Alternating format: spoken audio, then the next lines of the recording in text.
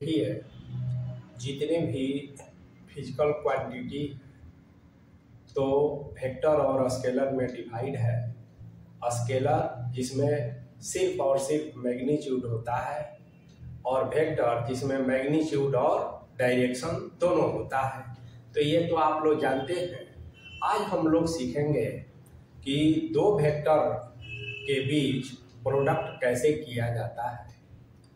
तो product of vectors, तो हम शुरुआत करेंगे दो वेक्टर से, फिर 3 वेक्टर्स का प्रोडक्ट कैसे किया जाएगा और फिर 4 वेक्टर का प्रोडक्ट कैसे किया जाएगा। तो आज के इस क्लास में हम लोग सबसे पहले प्रोडक्ट ऑफ 2 वेक्टर्स, तो इसको पहले देखेंगे। Product of 2 vectors. अब देखिए, दो वेक्टर क्वांटिटी है और उसका आपको प्रोडक्ट करना है। तो आप ऐसे समझिए, मान लिया जाए कि एक फोर्स है ना, बल। तो यह एक वेक्टर क्वांटिटी है, एक फिजिकल क्वांटिटी है जो वेक्टर है। और आप इसमें अगर डिस्प्लेसमेंट है ना, डिस्प्लेसमेंट यानी कि विस्थापन, तो फोर्स इनटू डिस्प्लेसमेंट जैसा कि आप जानते हैं, तो इसको कहा जाता है वर्क डन, है ना, कार्य। अब यहाँ पर आप देखेंगे कि यह एक वेक्टर क्वांटिटी है, यह भी एक वेक्टर क्वांटिटी है, लेकिन वर्क डन एक स्केलर क्वांटिटी है। यानी कि दो वेक्टर को प्रोडक्ट करने के बाद हमें स्केलर मिल गया। दूसरा एग्जांपल मान लिया जाए, इसको हम लोग एफ ऐसे भी कहते हैं, F S is equal to work done W. अब देखिए, जैसे मान लेते हैं कि हम कहते हैं एंगुलर वेलोसिटी, आप लोग पढ़े हैं, और इसमें हम यदि डिस्प्लेसमेंट वेक्टर है ना, इससे मल्टीप्लाई करते हैं। एंगुलर वेलोसिटी को हम अगर ओमेगा से डिनोट करें, डिस्प्लेसमेंट वेक्टर को आर से डिनोट करें, तो यह कितने के बराबर हो जाता है?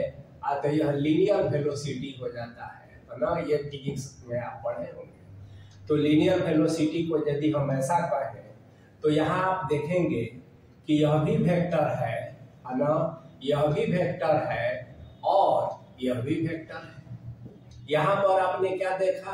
ये वेक्टर, ये वेक्टर, लेकिन ये स्केलर। तो हम देख रहे हैं कि दो वेक्टर्स का प्रोडक्ट कभी स्केलर हो रहा है और कभी वेक्टर हो रहा है। तो जब दो वेक्टर का प्रोडक्ट स्केलर हो, जैसे ये वाला एग्जांपल, तो इसी को कहा जाता है ना स्केलर प्रोडक्ट और डॉट प्रोडक्ट।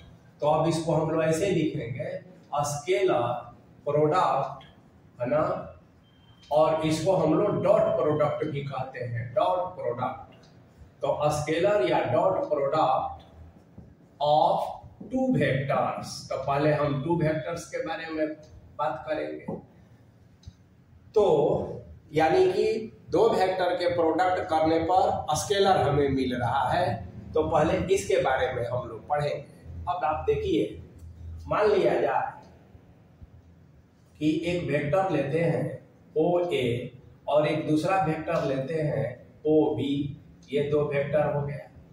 मान लिया जाए कि हम ओ ए इज इक्वल टू ए से रिप्रेजेंट वेक्टर को करते हैं, आप भी जानते हैं, और O B is equal to इसको बी से अगर डिनोट करें, तो ये इसके बीच में अगर हम देखें कि एंगल जो है थीटा बन रहा है दोनों वेक्टर के बीच में, तो ये OA और OB यानी A और B के स्केलर प्रोडक्ट को, डॉट प्रोडक्ट को कैसे डिफाइन किया जाता है?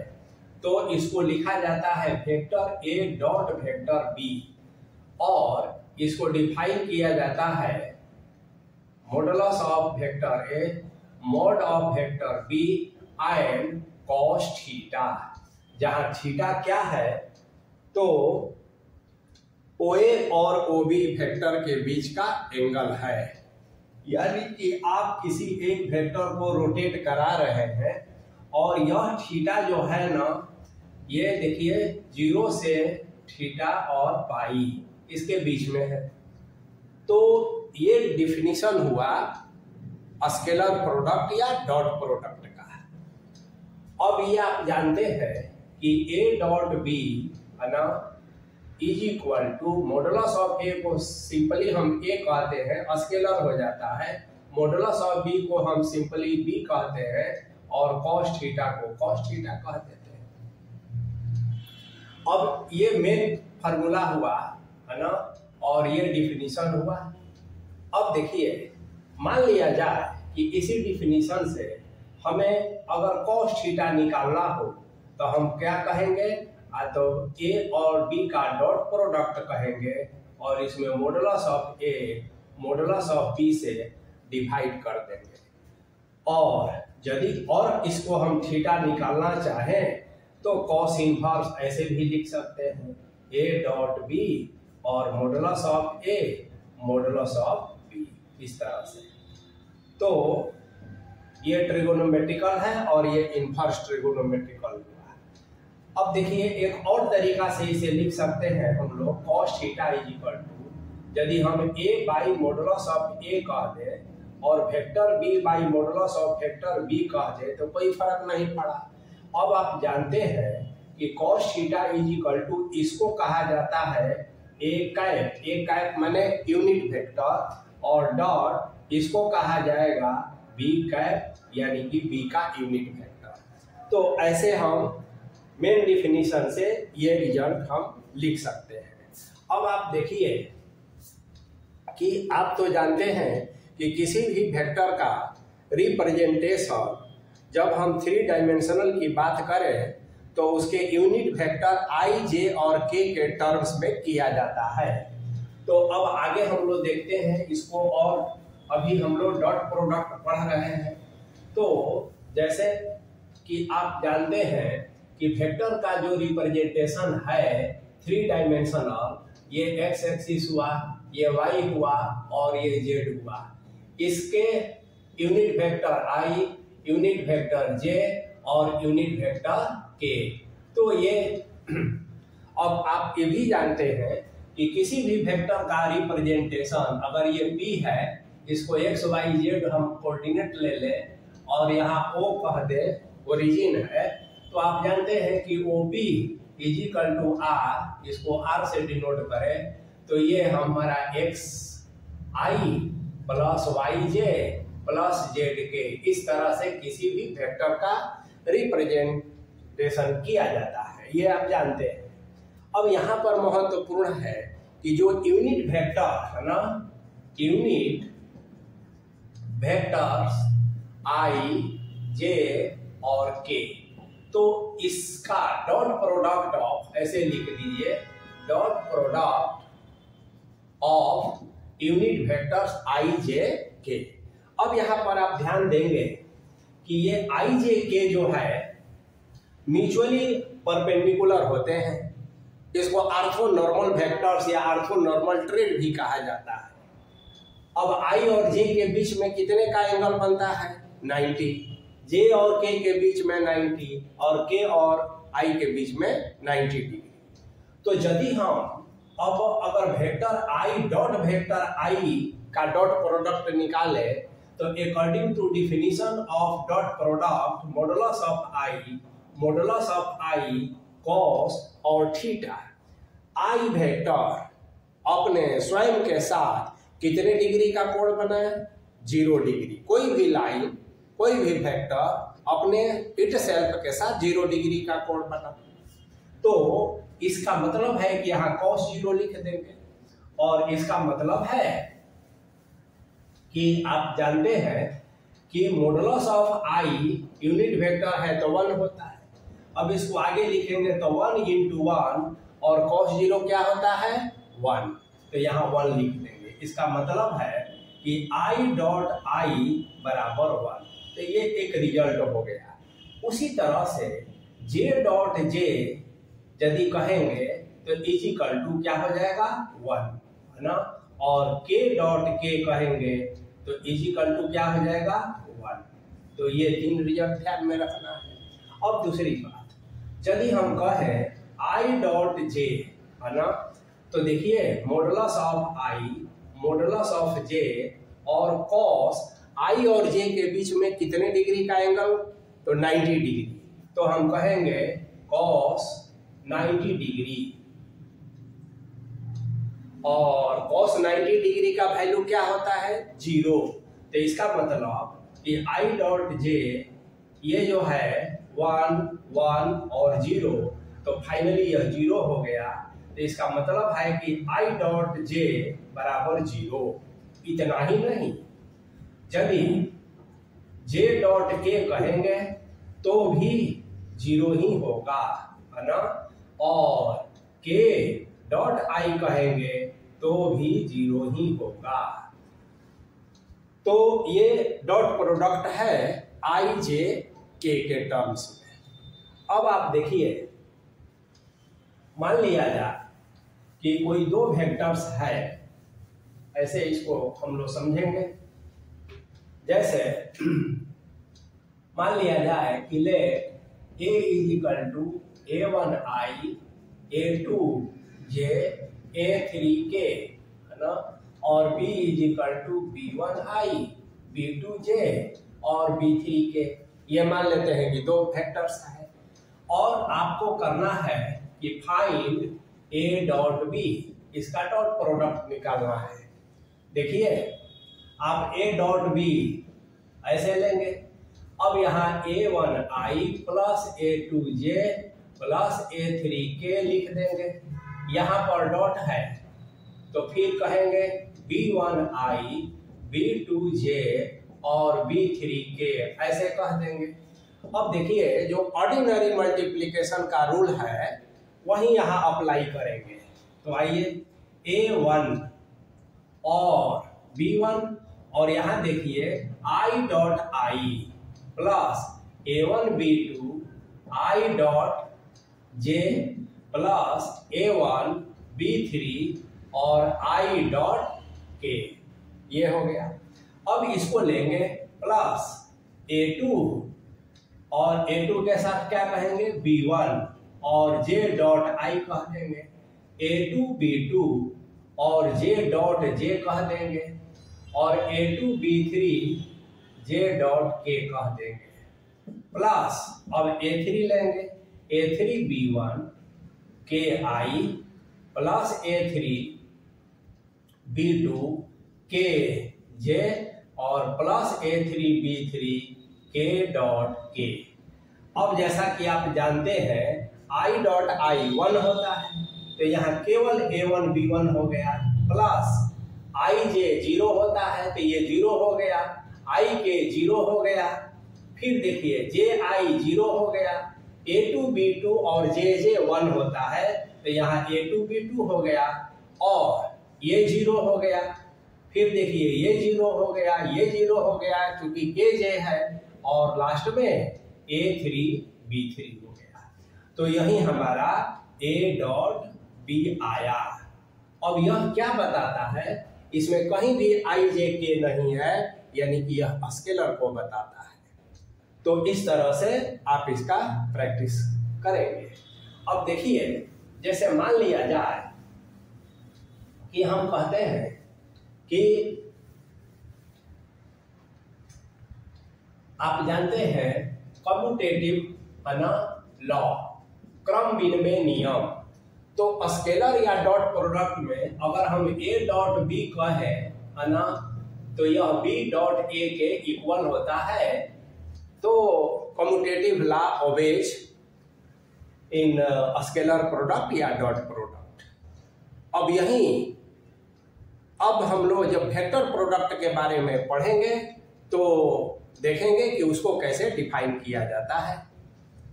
तो अब हम दो वेक्टर का प्रोडक्ट यदि वेक्टर मिले तो उसी को वेक्टर प्रोडक्ट या क्रॉस प्रोडक्ट कहा जाता है। तो देखिए अगर मान लिया जाए कि OA एक वेक्टर है ना, OB एक वेक्टर है वो भी इज इक्वल टू बी कह लिया जाए, तो इसके बीच का जो एंगल है वो थीटा है। तो देखिए इसको कैसे डिफाइन करते हैं, ए क्रॉस बी लिखते हैं, modulus of A modulus of B sine theta, वहां स्केलर में क्या होता था कॉस थीटा, और यहाँ होगा साइन थीटा, और साथ में चूंकि यह एक वेक्टर ही आएगा तो इसका डायरेक्शन भी होगा जिसे हम लोग एन कैप कहते हैं, जहां पर एन कैप क्या होता है, where N is a unit vector normal to the plane of A and B. अब इसका मतलब समझिए, यहां से इसको ऐसे परपेंडिकुलर जो ए और बी दोनों को परपेंडिकुलर हो, तो इसका जो एन कैप यही हुआ और यह वेक्टर ए क्रॉस बी का डायरेक्शन बताता है, जो ए और बी दोनों पर परपेंडिकुलर हो, या इसी को कहते हैं कि यह ए और बी से जो प्लेन कंटेंट हो रहा है, जो प्लेन बन रहा है, उस प्लेन का नॉर्मल है। तो यही डिफिनीशन है वेक्टर प्रोडक्ट का कि डायरेक्शन रखना है। अब देखिए, जैसे स्केलर प्रोडक्ट में हम साइन थीटा की बात कहते थे, यदि हम इससे एन कैप के बारे में कहते हैं कि इसमें हम एक मॉडुलस यदि लगा लें, मॉडुलस ऑफ ए, तो जैसा कि आप जानते हैं यह ए होता है, यह बी होता है, यह साइन थीटा होता है, एन कैप होता है, तो मॉडुलस इधर भी लग जाएगा। अब आप देखेंगे कि इस पर तो कोई असर नहीं पड़ेगा और ये मॉडुलस ऑफ एन कैप ऐसे हो जाएगा, और यूनिट वेक्टर होने के चलते ये 1 होता है, तो यह ए बी और साइन थीटा हो जाएगा।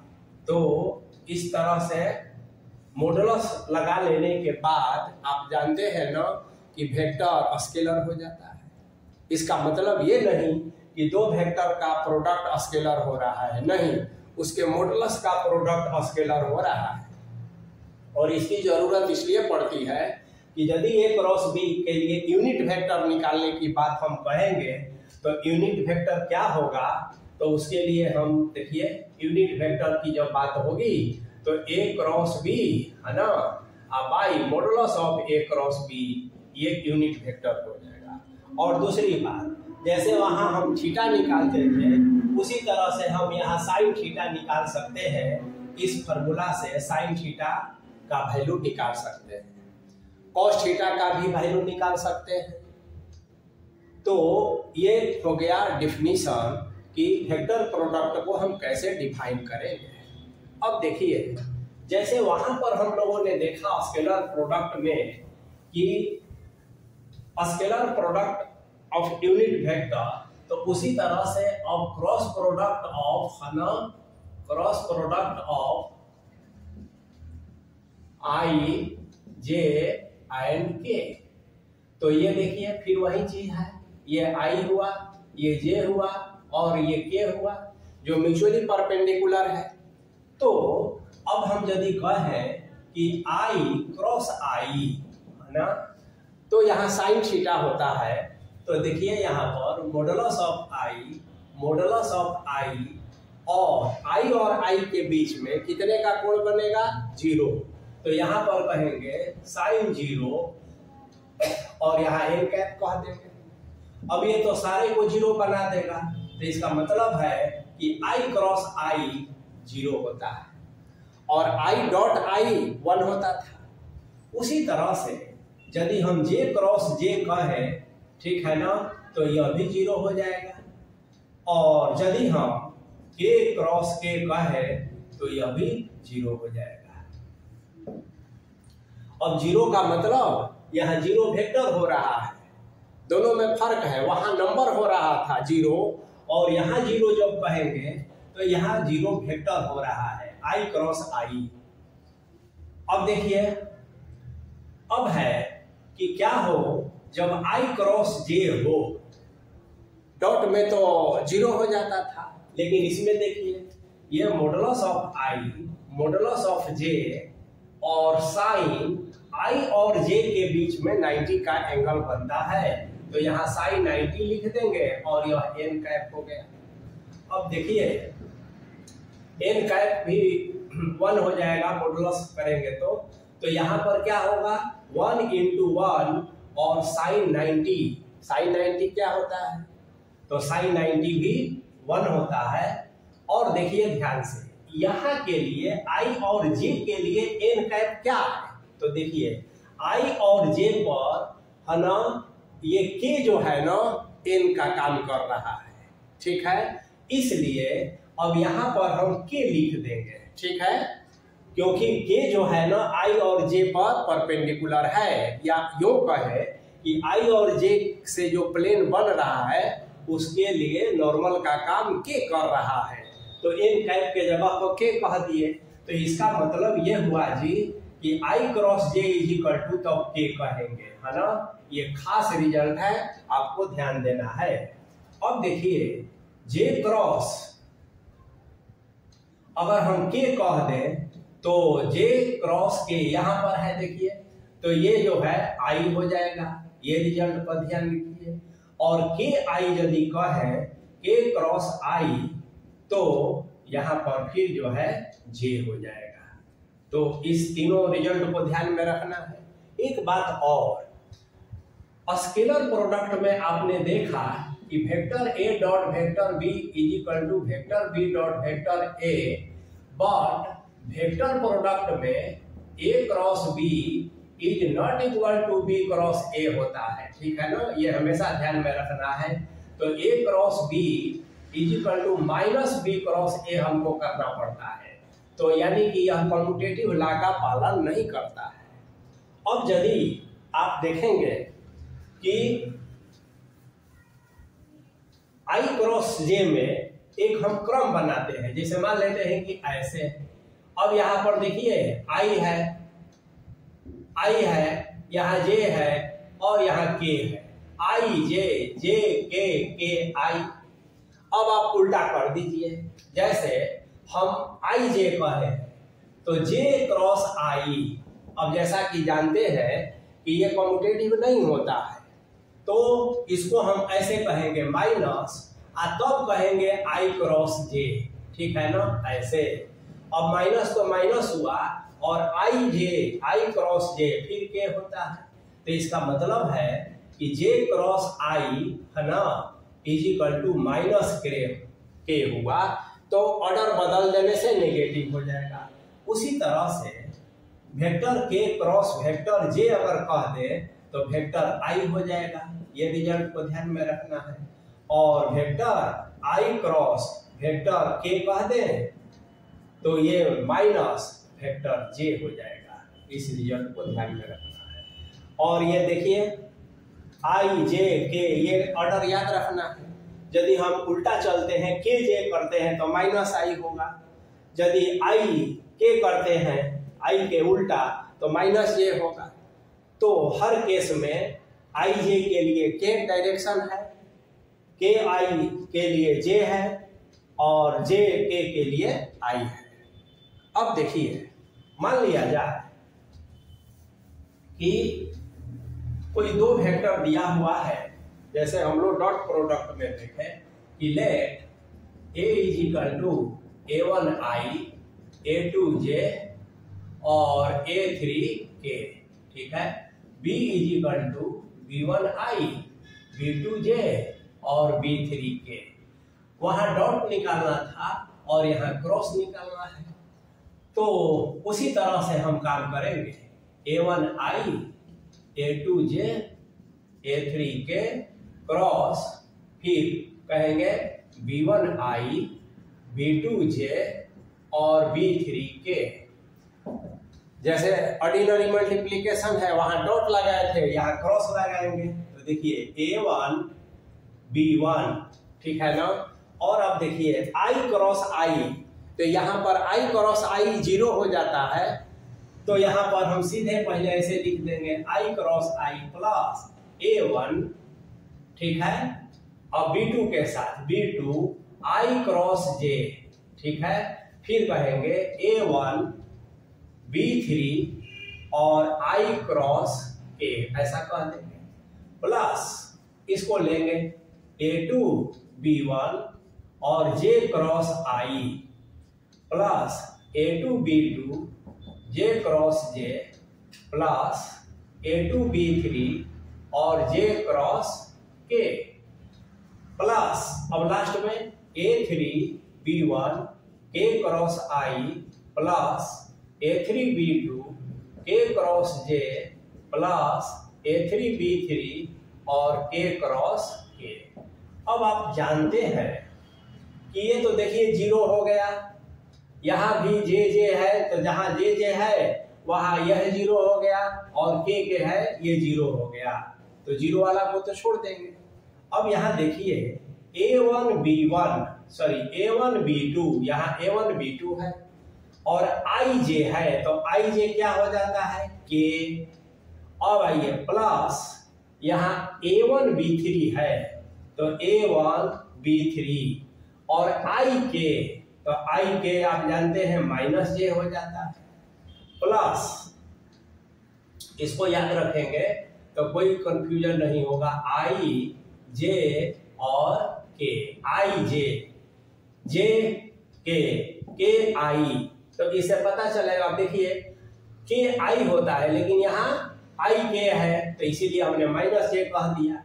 अब यहाँ आइए, यहाँ पर JI, तो A2 आप लिखेंगे A2 B1 और JI उल्टा कह रहा है तो JI, तो यह माइनस K हो गया। चलिए इसको जीरो हो गया। अब आइए A2 B3 JK, तो J यहाँ है K यहाँ है, ये सीधा है तो सीधे I हो गया। अब यहाँ पर आइए प्लस A3 B1 KI, तो K यहाँ है I यहाँ है तो J हो गया, सीधा है। प्लस A3 B2 और KJ है तो KJ उल्टा है तो ये माइनस I हो गया। अब देखिए सभी I वाला को एक साथ, तो I यहाँ है और I यहाँ है तो क्या लिखेंगे A3 B1 माइनस, ठीक है,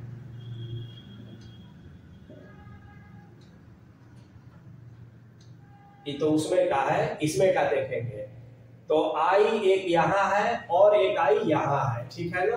तो देखिए A2 B3 minus A3 B2 और यहाँ लिख देंगे I, ठीक है ना।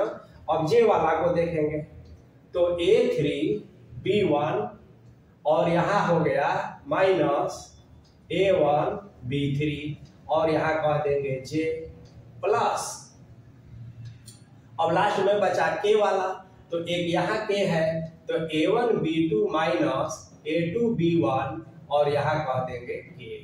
तो यही हमारा A क्रॉस B हो गया।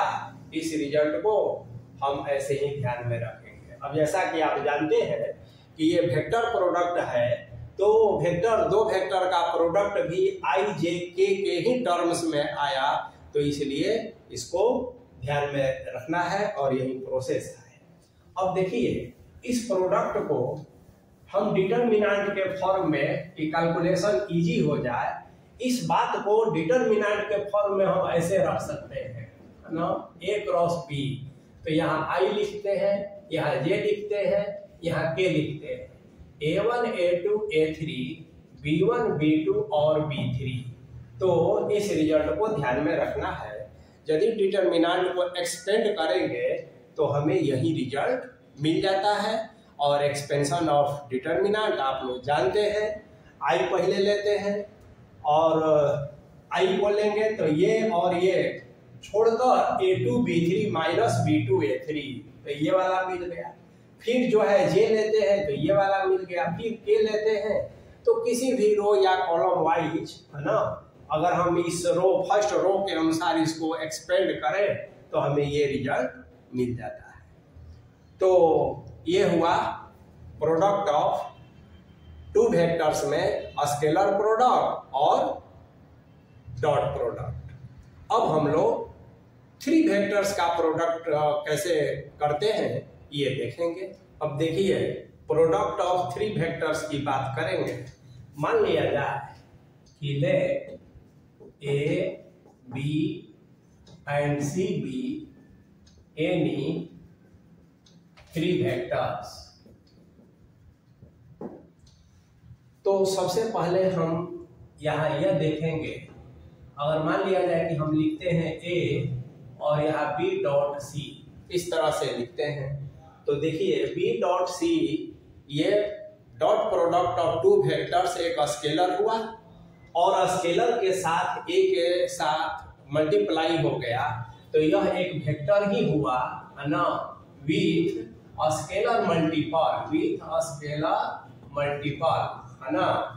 तो अब दूसरा देखिए, दूसरा अगर हम कहते हैं ए डॉट और यहाँ बी क्रॉस सी कह देते हैं। अब ये बी क्रॉस सी क्या है, तो वेक्टर प्रोडक्ट है, एक वेक्टर होगा, तो यह एक वेक्टर है और ए एक वेक्टर है और दोनों का डॉट प्रोडक्ट, तो यह एक स्केलर होगा, है ना। और तीसरा देखिए, अगर मान लेते हैं कि हम कहते हैं ए क्रॉस बी क्रॉस सी, है ना, तो यह एक वेक्टर हुआ और यह भी एक वेक्टर हुआ और दो वेक्टर का फिर वेक्टर प्रोडक्ट एक वेक्टर ही होगा। यानी अभी हम जितना ये लिखे हैं ये सभी जो है मीनिंगफुल है, इस लिखने का एक अपना अर्थ निकलता है। अब जैसे मान लिया जाए कि हम कहें A dot B dot C, ऐसा कहें।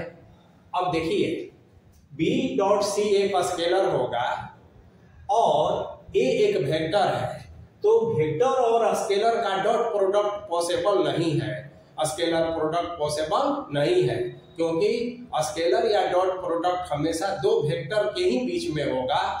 तो इसलिए यह जो है मीनिंगलेस है ना, ये मीनिंगलेस है या इसको अनडिफाइंड भी कहा जाएगा, ठीक है ना। अब पांचवा, मान लिया जाए कि हम कहें ए क्रॉस बी डॉट सी, इस तरह से, तो यह एक स्केलर है, एक स्केलर और एक वेक्टर का क्रॉस प्रोडक्ट पॉसिबल नहीं है, तो यह भी मीनिंगलेस हुआ या अनडिफाइंड हुआ।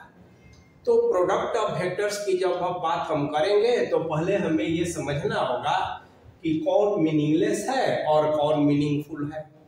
जो मीनिंगफुल है केवल उसी की बात हम देखेंगे कि थ्री वेक्टर्स के प्रोडक्ट में भी दो तरह का होता है, एक होता है स्केलर ट्रिपल प्रोडक्ट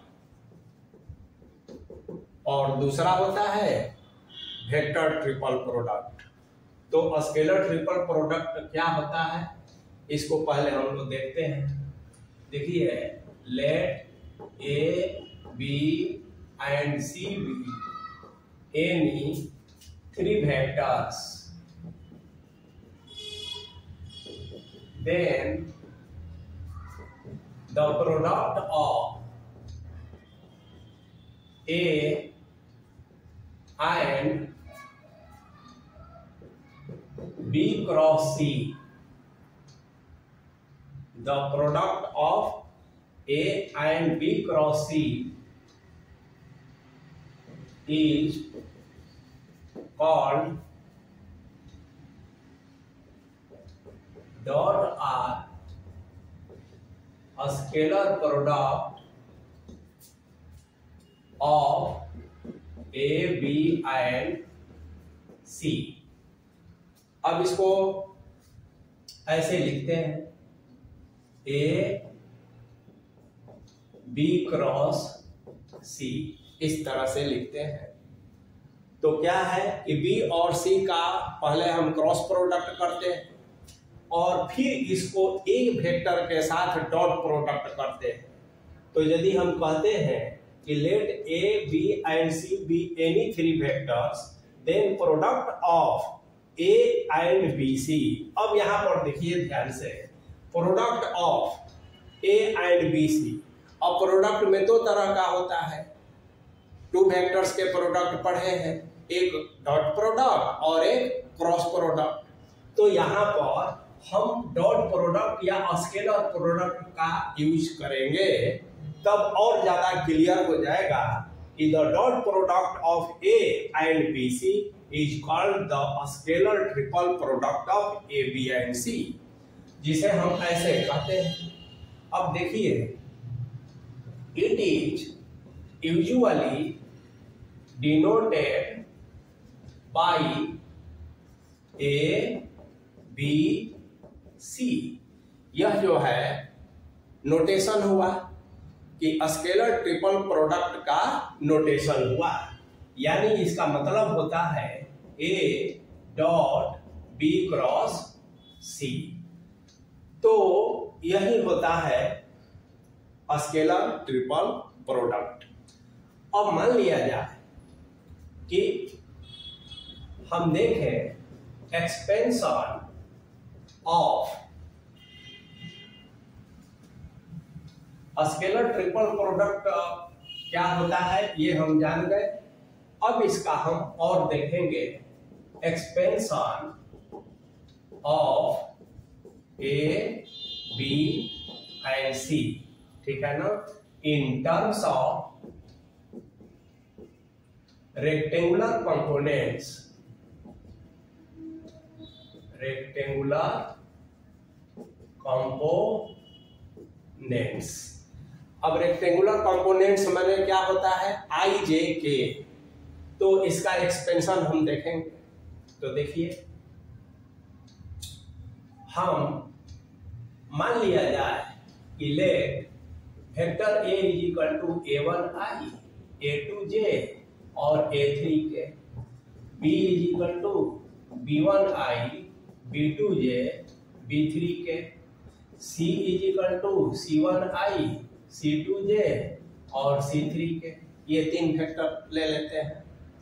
अब जैसा कि आप जानते हैं कि ए बी सी में क्या होता है, ए डॉट बी क्रॉस सी। तो सबसे पहले हम पहले बी क्रॉस सी हम निकालते हैं। तो बी क्रॉस सी में आप जानते हैं बी और सी यहाँ है, और इसका क्रॉस प्रोडक्ट करने का तरीका आपको मालूम है, आई जे और के, और यहाँ हो जाएगा b1 b2 b3 c1 c2 c3। यही बी क्रॉस सी हो गया। अब इस डिटरमिनेंट के फॉर्म को हम चाहें तो लिख सकते हैं आई, ये और ये जानते ही हैं कि डिटरमिनेंट का एक्सपेंशन कैसे किया जाता है। हम इस रो वाइज करेंगे एक्सपेंड, आई लेंगे और आई जिस रो और जिस कॉलम में है उसको छोड़ दिया जाता है। तो ये हो जाएगा b2c3 माइनस b3c2 ऐसे, फिर माइनस जे प्लस माइनस प्लस, ऐसा डिटरमिनेंट का साइन होता है, माइनस जे, ये छूट गया ये छूट गया, b1c3 माइनस है ना b3c1 और के, तो प्लस के कहेंगे, और ये छोड़ देंगे b1c2, तो यहाँ b1c2 माइनस b2c1। तो ये हमारा b क्रॉस c हुआ। अब इसमें हम वेक्टर a का डॉट प्रोडक्ट करेंगे नाउ, है ना। तो डॉट प्रोडक्ट ऑफ a और तब कहेंगे b क्रॉस c। तो क्या है कि a का वैल्यू यहाँ रख देंगे, तो क्या हो जाएगा a1 i plus a2 j plus a3 के ऐसे, और यहाँ पर इस पूरा वैल्यू को फिर से हम रख देंगे। तो इसको हम यहाँ ऐसे लिख देते हैं, यही चीज यहाँ पर हम लिख लेंगे। अब क्या है कि a क्रॉस है ना b क्रॉस c, ओके। अब इसका और इसका हम डॉट प्रोडक्ट करते हैं। तो जैसा कि आप जानते हैं i डॉट i 1 होता है, और i जब j के साथ जाएगा तो i डॉट j 0 हो जाएगा, i डॉट k 0 हो जाएगा। तो केवल हम लिखेंगे आई डॉट आई का टर्म तो ये हो जाएगा A1 और ये B2C3 माइनस B3C2 ऐसे। उसी तरह से जब हम A2 को लेकर चलेंगे तो J है तो JI 0 JJ ये फिर हो जाता है 1 तो यहाँ हो जाएगा माइनस, यहाँ हो जाएगा B1 है ना, इसका सॉरी A2 है तो A2 हो जाएगा और ये B1C3 माइनस B3C1 हो जाएगा प्लस अब इस A3K को लेकर चलेंगे तो ये 0 और K 1 होता है तो सिंपल लिख देंगे A3 B1C2 माइनस B2C1। अब आप देखेंगे कि यहां पर ध्यान दीजिए IJK के जगह पर A1 A2 और A3 आ गया, बाकी जो कोफिशिएंट है सेम का सेम रह गया। अब इसको हम लोग जब इस फॉर्म में लिखते हैं IJK तो इसको भी यदि डिटर्मिनेंट के फॉर्म में लिखा जाएगा तो केवल IJK रिप्लेस हो जाएगा, बाकी ऐसे ही रहेगा और IJK जो है ना A1 A2 A3 से रिप्लेस हो जाएगा।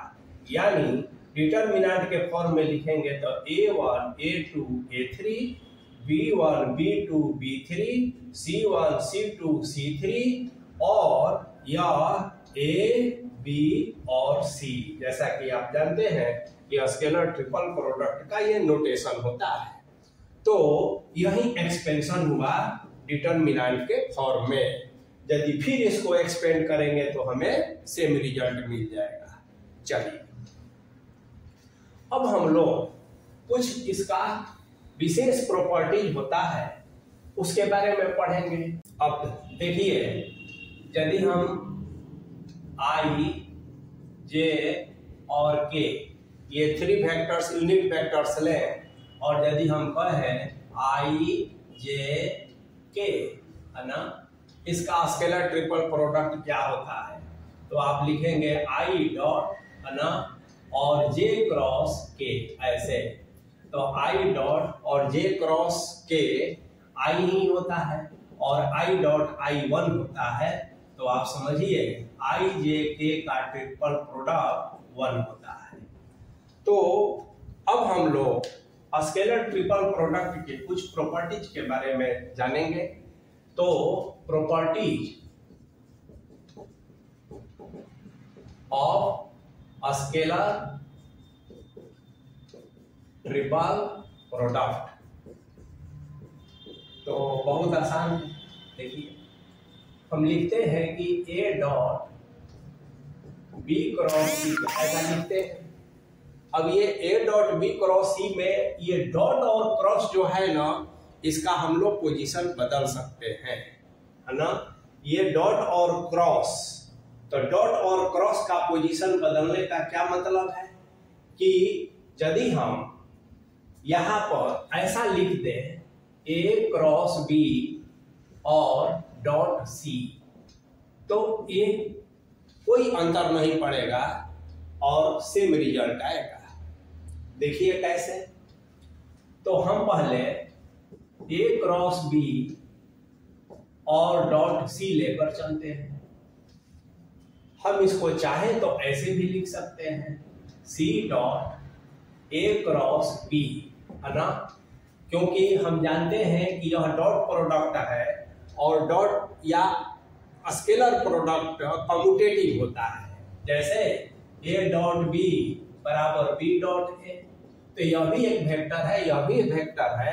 तो यदि इसको ऐसा हम लिख दे तो कोई फर्क नहीं पड़ेगा। अब यदि हम इसके कंपोनेंट्स C को, A को और B को, तो जैसे मान लिया जाए कि हम C को C1I C2J और C3K लेते हैं, B को B1I B2J और B3K हम लोग मान चुके हैं पहले, C को और A को A1I A2J और A3K लेते हैं। तो आप इसको ऐसा लिख सकते हैं। अब इसको जैसा कि आप जानते हैं कैसा लिख सकते हैं? तो C1 C2 C3 from definition of scalar triple product. यहाँ A1 A2 A3 B1 B2 B3 ऐसा लिख सकते हैं। अब डिटर्मिनेंट का जो प्रॉपर्टी है उसका यूज कीजिए। क्या है कि R1 और R2 को आपस में इंटरचेंज करेंगे, तो ये हो जाएगा A1 A2 A3 C1 C2 C3 और B1 B2 और B3 जैसे है वैसे लिख देंगे, एक माइनस बाहर हो जाता है। यह डिटर्मिनेंट का प्रॉपर्टी है कि जब दो रो या दो कॉलम को इंटरचेंज किया जाए तो एक नेगेटिव बाहर हो जाता है। अभी माइनस है, फिर हम अब R2 और R3 को हम अदला बदली कर देंगे तो एक और माइनस बाहर हो जाएगा और तब होगा A1 A2 A3 B1 B2 B3 C1 C2 C3 और ये प्लस हो जाएगा। और जहां तक इसकी बात है तो आप जानते हैं A dot B cross C होता है। तो आपने देखा कि ये जो डॉट और क्रॉस है इसको जो है हम लोग चेंज कर देते हैं पोजीशन को, तो रिजल्ट में यानी स्केलर ट्रिपल प्रोडक्ट में कोई अंतर नहीं पड़ता है। अब देखिए इसका और भी प्रॉपर्टी है और वो क्या है इसको ध्यान में रखना। देखिए जैसे मान लिया जाए कि यहाँ पर A वेक्टर है, यहाँ पर B वेक्टर है और यहाँ पर ऐसे C वेक्टर है। ये साइक्लिक ऑर्डर है, इसको ध्यान में रखना है। अब अगर हम यहाँ A B C कह दें और यदि हम यहाँ B C और A कह दें या यदि हम यहाँ पर C A और B कह दें तो इस तीनों का मतलब सेम होता है। देखिए ऑर्डर साइक्लिक क्या होता है, ये देखिए A से B तब C, B से आप लेते हैं तो B C A, अगर आप C से लेते हैं तो C A B, यानी कि इसका साइक्लिक ऑर्डर जो ये एंटी क्लॉकवाइज है इसमें कोई चेंज नहीं हो रहा है, इसलिए ये तीनों बराबर है। अब इसको कैसे प्रूफ कर सकते हैं? तो बहुत आसान है। इस डिटर्मिनेंट के फॉर्म में यदि इसको लेते हैं तो आप तो जानते हैं कि A1 A2 A3 B1 B2 B3 C1 C2 C3 ले लेंगे। अब यदि इसका हम लेना चाहें तो क्या कहेंगे हम? P1 B2 B3 है ना, और C1 C2 C3 A1 A2 A3। अब देखेंगे आप कि इसको पहले चेंज कर दिया जाए या इसको पहले चेंज कर दिया जाए, एक बार माइनस होगा और फिर इसको चेंज कर दिया जाए तो पुनः हमें यही रिजल्ट मिल जाएगा और माइनस माइनस प्लस हो जाएगा। यही प्रोसेस इसमें भी आप करेंगे। जैसे दो रो को इंटरचेंज करने पर नेगेटिव होता है, एक बार और करते हैं तो नेगेटिव नेगेटिव पॉजिटिव, यानी साइक्लिक ऑर्डर में कोई बदलाव नहीं हो रहा हो तो ABC को हम ऐसा लिख सकते हैं। अब देखिए जैसे अगर मान लिया जाए कि तब क्या हो कि जब साइक्लिक ऑर्डर में बदलाव हो जाए ऐसा, ठीक है ना, ACB, A के बाद B होना चाहिए था लेकिन ये बदलाव हो गया, कोई बात नहीं है, तो इसको हम एक माइनस लगा के फिर हम इस ऑर्डर को ऐसा हम कर सकते हैं। अब ऐसा कैसे? तो देखिए यदि हम A C और B की बात कहते हैं तो इसको हम ऐसे लिखते हैं A dot C cross B, ऐसा लिखते हैं C क्रॉस B, इस तरह से लिखते हैं। अब आप जानते हैं कि A dot C cross B को हम माइनस B क्रॉस C लिख सकते हैं ऐसा, क्योंकि क्रॉस प्रोडक्ट कम्यूटेटिव नहीं होता है तो माइनस लगाना पड़ता है, इसलिए यह माइनस बाहर हो जाता है और तब हम लिखते हैं A dot B cross C और तब इसको हम माइनस और A B और C ऐसा लिख देते हैं। तो यदि इसमें ऑर्डर चेंज हो तो एक नेगेटिव है। चलिए अब आगे देखते हैं हम लोग कि कहीं भी तीन वेक्टर में से है ना A बी और सी, ये तीन वेक्टर में से मान लिया जाए कि कोई वेक्टर दो बार इक्वल हो गया तो इसका वैल्यू 0 हो जाता है। जैसे अगर ए और सी ऐसा हो तो डायरेक्ट इसका वैल्यू 0 कहिए। यदि यहाँ ए हो, यहाँ बी हो, यहाँ बी हो तब 0 कहिए। यदि यहाँ पर ए हो, सी हो तब 0 कहिए। यानी कि कोई भी दो वेक्टर अगर इक्वल हो जाए तो उसका स्केलर ट्रिपल प्रोडक्ट 0 होता है। अब कैसे होता है आइए देख लिया जाए। जैसे मान लेते हैं कि हम इसी को देखते हैं, सब में वही चीज है, ए डॉट और यहाँ बी क्रॉस बी हम कहेंगे, ठीक है ना। अब जानते हैं बी क्रॉस बी किसी भी वेक्टर का उसी वेक्टर के साथ क्रॉस प्रोडक्ट 0 होता है, तो ये 0 हो गया। यदि हम इसको लेते हैं तो आप इसको क्या कहते हैं, ए डॉट और ए क्रॉस सी ऐसा कहते हैं। जैसा कि आप नियम जानते हैं कि डॉट और क्रॉस को इंटरचेंज किया जा सकता है, तो यहाँ ए क्रॉस ए और यहाँ डॉट के सी कह देंगे। यह चूंकि 0 होता है तो फिर ये 0 बना दिया। तो इस तरह से कोई भी दो वेक्टर्स इक्वल होने पर उसका स्केलर ट्रिपल प्रोडक्ट 0 होता है। तीनों इक्वल हो जाए ए तो भी 0 होता है। इतना ही नहीं, यदि हम ये देखेंगे कि कोई दो वेक्टर पैरेलल हो जाए तो देखिए क्या उसका मतलब है। मान लिया जाए कि तीन वेक्टर ए बी सी दिया हुआ हो और उसमें से कोई दो पैरेलल हो जाए, तो ए पैरेलल टू बी मान लिया जाए, तो हम बी को ऐसा कह सकते हैं एम ए। तब क्या होगा, देखिए ए होगा, यहाँ एम ए होगा और यहाँ सी हो जाएगा। अब m कांस्टेंट है तो बाहर निकल जाएगा, तब ए सी हो जाएगा और चूंकि m यह 0 हो गया तो ये पूरा 0 हो जाएगा। तो इस तरह से ये हम लोग प्रोडक्ट ऑफ थ्री वेक्टर्स में ये डॉट प्रोडक्ट या स्केलर प्रोडक्ट के बारे में जाने। अब हम लोग vector product of three vectors के बारे में, अब हम लोग वेक्टर ट्रिपल प्रोडक्ट के बारे में पढ़ेंगे कि वेक्टर ट्रिपल प्रोडक्ट क्या होता है। तो वही है कि let A B c be any three vectors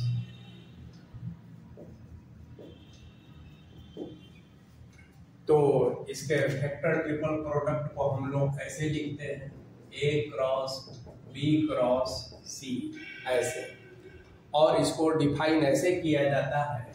देखिए ए सी के साथ, तो ए डॉट सी और यहाँ बी कह देते हैं माइनस, फिर ए बी के साथ और यहाँ सी कह देते हैं। तो इसको ऐसे ही डिफाइन किया जाता है। अभी कैसे आता है इसको हम लोग प्रूफ भी कर सकते हैं, बस थोड़ा देर में आपको क्लियर हो जाएगा।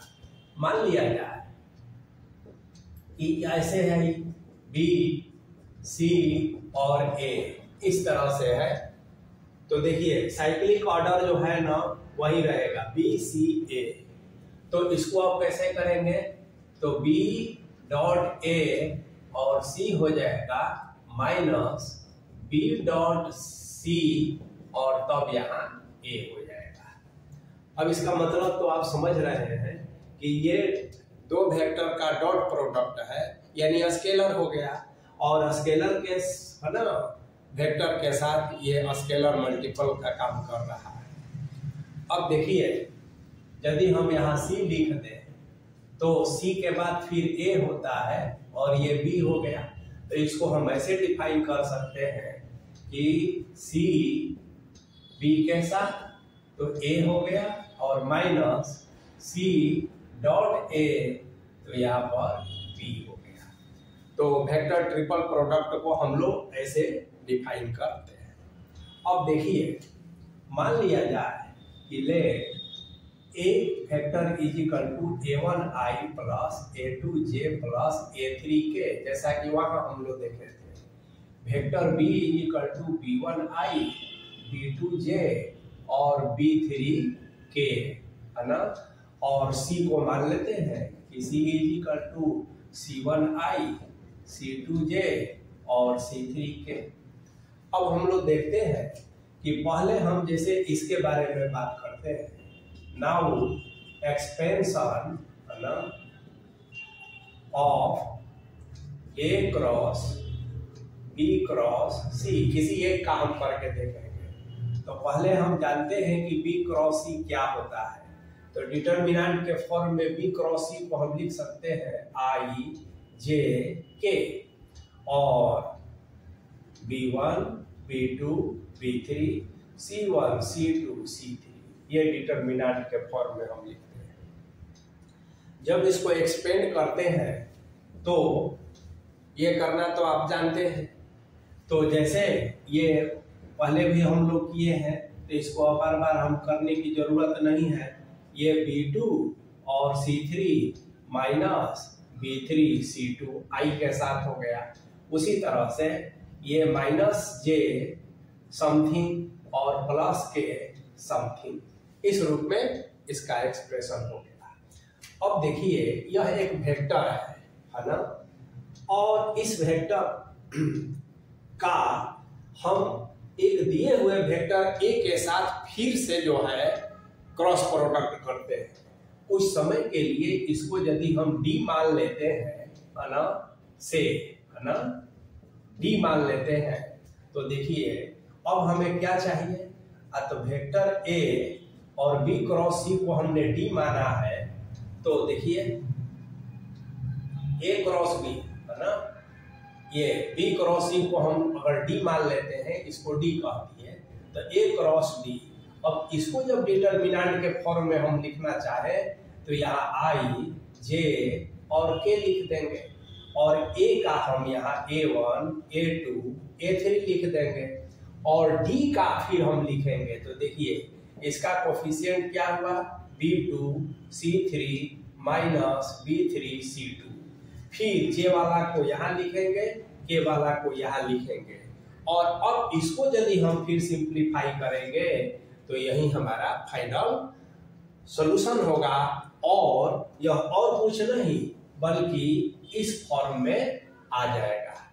और डायरेक्ट अगर नहीं भी आया तो एक और तरीका है कि हम डायरेक्ट भी ला सकते हैं, लेकिन ये जो भी आया उसको ऐसे ही छोड़ दीजिए। अब आप इसको लेकर चलिए, A और C का डॉट प्रोडक्ट देख लीजिए क्या आ रहा है, फिर A और B का डॉट प्रोडक्ट देख लीजिए क्या आ रहा है उसमें, और इसको जब रिजल्ट आप करेंगे तो पता चला कि LHS और RHS जो है इक्वल हो गया। तो इस तरह से इसको हम चाहें तो प्रूफ भी कर सकते हैं। अब इसको हम लोग एक पार्टिकुलर एग्जांपल से, तो इतना कैलकुलेशन आपको न करना पड़ेगा। जैसे जो A1 B1 A2 B2 है, तो एक पार्टिकुलर एग्जांपल से इसे और हम क्लियर कर सकते हैं। जैसे देखिए मान लिया जाए कि हमको इस रिजल्ट को ही प्रूफ करना है या इस रिजल्ट को वेरीफाई करना है, जो वेक्टर ट्रिपल प्रोडक्ट का डिफिनीशन है। तो मान लिया जाए कोई हम वेक्टर लेते हैं, let A is equal to 2I plus 2J minus K, एक सपोज मान लेते हैं।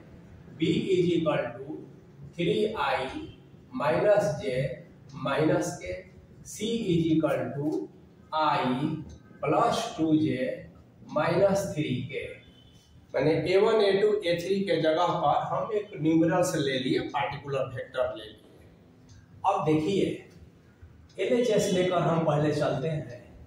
तो LHS में क्या है, A cross B cross C है। तो पहले हम B क्रॉस C की बात करें तो B cross C is equal to यहाँ I J और K कह देंगे। A का नहीं है, B और C का है, तो पहले B का है, तो ये 3 हो गया, -1 हो गया, -1 हो गया।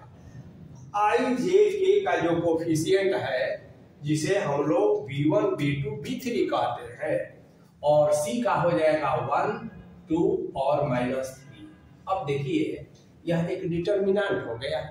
अब इसको आप सिंप्लीफाई करेंगे तो आप एक्सपेंड करना इसको जानते हैं, आई और ये खत्म, ये छोड़ देंगे और तब क्या होगा -3 और -1, तो 3 हुआ, तो 3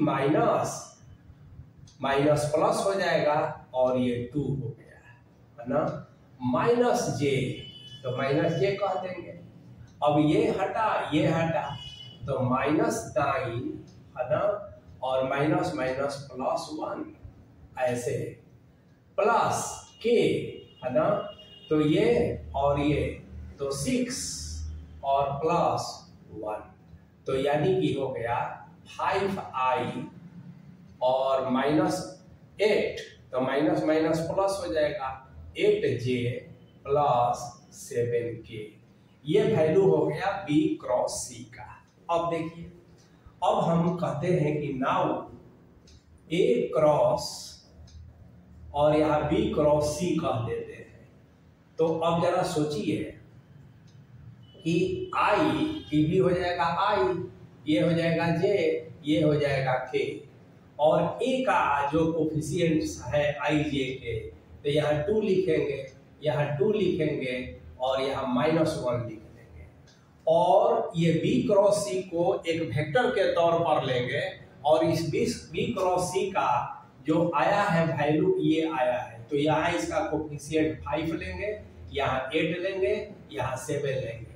यदि डिटर्मिनेंट के फॉर्म में आपको असुविधा हो रही हो तो बहुत आसान है, वेक्टर A और इस वेक्टर में आप डायरेक्ट क्रॉस प्रोडक्ट का जो रूल है मल्टीप्लिकेशन का, ऑर्डिनरी रूल का यूज करेंगे, और IJ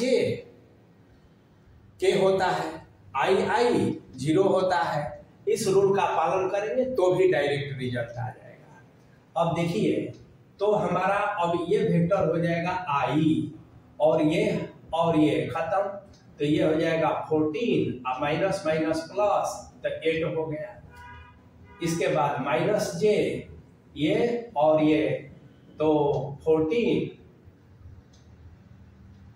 पहले I के साथ करेंगे तो I ये हटा, तो 14 माइनस प्लस 8, -j करेंगे तो ये हटा 14 माइनस प्लस 5 हो गया, और प्लस k कह देंगे तो ये हटा 16 माइनस 10, तो 16 माइनस 10 कह देंगे, यानी ये हो जाएगा 22i है ना, ये हो जाएगा -19j और ये हो जाएगा +6k।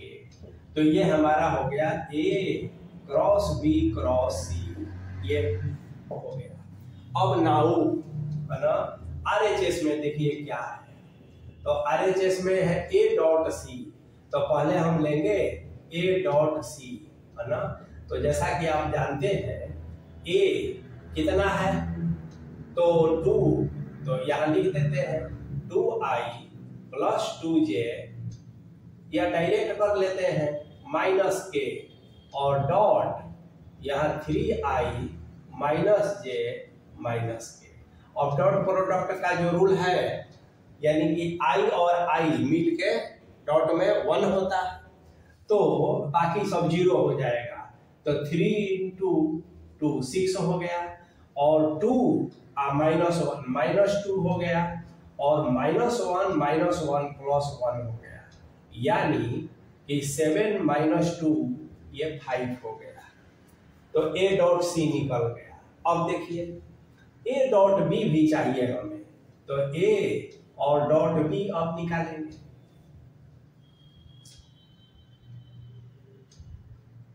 सॉरी, यहाँ पर A डॉट हम लोग ये B वाला निकाल लिए हैं, तो इसी को हम लोग A डॉट B कहें, है ना, B यहाँ पर है, ये हम लोग मल्टीप्लाई कर दिए। अब A डॉट C निकालना है, तो A डॉट C को यहाँ से हम निकाल देते हैं। देखिए, तो 2 × 1 तो 2 हुआ, और 2 2 4, तो 4 हो गया, और -1 और -1 +3 हुआ, यानी 7 और 2 9 हो गया। अब जो है हमारा RHS में पूरा क्या दिया है, तो दिया है ए डॉट सी और यहाँ हो गया बी और माइनस ए डॉट बी और यहाँ हो गया सी। तो ए डॉट सी कितना आया? 9 आया, तो यहाँ 9 बी कह देंगे माइनस ए डॉट बी कितना आया है? 5 आया, तो यहाँ 5c कह देंगे इज इक्वल टू यहाँ 9 कहेंगे और b का वैल्यू यहाँ रख देंगे। तो ये 3i हो गया माइनस j हो गया माइनस k हो गया और माइनस यहाँ 5 कह देंगे, c का वेक्टर c का यहाँ रख देंगे, i हो गया 2j हो गया माइनस 3k हो गया। अब इसको करेंगे तो 27i minus 9j minus 9k, ये माइनस हो जाएगा माइनस 5i माइनस 10j और माइनस माइनस प्लस 15k। अब सभी i को एक साथ तो 22i हो गया प्लस ये माइनस और माइनस तो ये माइनस 90j हो गया और प्लस है ना ये k है और ये k है तो ये 6k हो गया। तो हम देख रहे हैं कि जो हमारा रिजल्ट यहाँ पर आया वही रिजल्ट यहाँ पर भी आ गया, यानी कि यह वेरीफाई हो गया। तो ये हुआ वेक्टर प्रोडक्ट या वेक्टर प्रोडक्ट ऑफ 3 वेक्टर्स या वेक्टर ट्रिपल प्रोडक्ट। अब हम लोग आगे देखेंगे कि 4 वेक्टर का स्केलर प्रोडक्ट और वेक्टर प्रोडक्ट कैसे करते हैं। स्केलर प्रोडक्ट ऑफ 4 वेक्टर्स को कैसे हम कहते हैं, तो expansion a cross b dot c cross d हम इसको मान लेते हैं। अब लेट मान लिया जाए कि a cross b is equal to कुछ समय के लिए m हम मान लेते हैं, तो ये क्या हो जाएगा, this imply that m dot c cross d ऐसा। अब हम जानते हैं कि डॉट और क्रॉस में ठीक है इंटरचेंज हो जाता है, तो हम कह सकते हैं कि m क्रॉस c है ना और डॉट d ऐसा कह देते हैं। अब आगे जब बढ़ते हैं तो m के जगह पर हम a क्रॉस b माने हैं और यहाँ क्रॉस c कह देते हैं है ना, और यहाँ पर फिर हम डॉट डी कह देते हैं। अब इसको और देखिए, यदि हम इसको और इसका इंटरचेंज कर दें तो ये इसको हम लिख सकते हैं C और A क्रॉस B इस तरह से, और यहाँ पर हम D कह देते हैं। अब आगे देखेंगे कि ये माइनस ही रहा और इसको हम क्रॉस प्रोडक्ट ऑफ 3 वेक्टर्स के तहत जब लिखेंगे तो सी बी है ना, सी डॉट बी और ए हो जाएगा माइनस सी डॉट ए और यह जो है बी हो जाएगा ऐसे, और यह डी जो है डी ऐसे रख देंगे। अब हम इसको ऐसे करते हैं कि माइनस सी बी एक साथ और ए और डी को हम यहाँ कह देते हैं डी डॉट है, फिर माइनस सी ए एक साथ और यहाँ बी डॉट डी ऐसे कह देते हैं।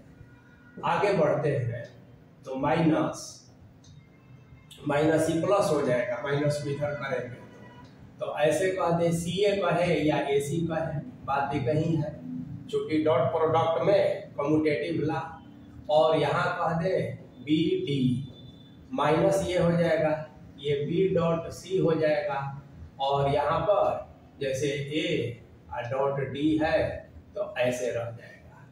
अब यह एक स्पेशल फॉर्म है, यदि हम इसको चाहें तो ऐसे लिख सकते हैं ए डॉट सी है ना और इंटू बी डॉट डी, तो यहाँ लिख देंगे बी डॉट डी, डिटर्मिनेंट बना देंगे और यहाँ लिख देंगे बी डॉट सी और यहाँ लिख देंगे बी डॉट डी है।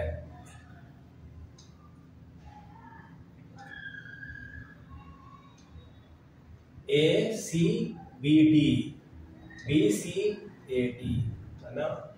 तो इस तरह से हमारा ये रिजल्ट हो गया। तो कहने का मतलब ये हुआ कि A cross B dot C cross D को हम इतना लिख सकते हैं। अब हम लोग देखेंगे कि वेक्टर प्रोडक्ट, वेक्टर का वेक्टर प्रोडक्ट कैसे करेंगे। तो A cross B cross C cross D. अब जैसे हम लोग स्केलर ट्रिपल वेक्टर प्रोडक्ट का रूल जानते हैं कि scalar triple product, vector triple product, फिर 4 वेक्टर का स्केलर प्रोडक्ट, इन सभी चीजों का यूज यहाँ होगा।